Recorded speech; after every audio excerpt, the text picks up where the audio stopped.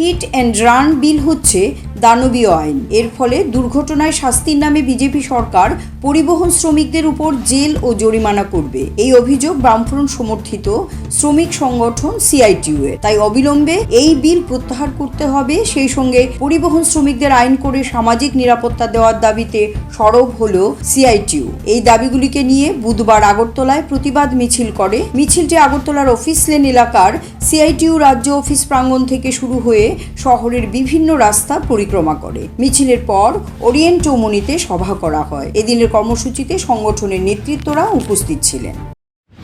Road অ্যাক্সিডেন্টে অনেক কারণ থাকে।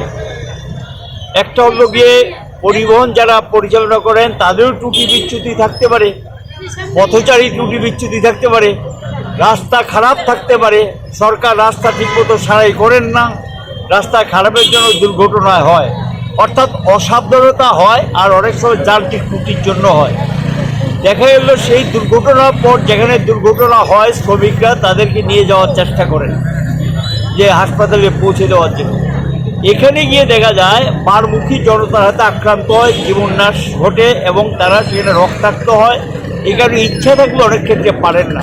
এখন যে আইনটাকে সংশোধন করে যেটা করেছেন বিপজ্জনক দানবীয় আইন, যে 10 বৎসর জেল, 7 লক্ষ টাকা জরিমানা, অনাদে আরও জেল, এই যে আইন, এই আইন কোনো অবস্থাতেই মেনে যাওয়া যায় না।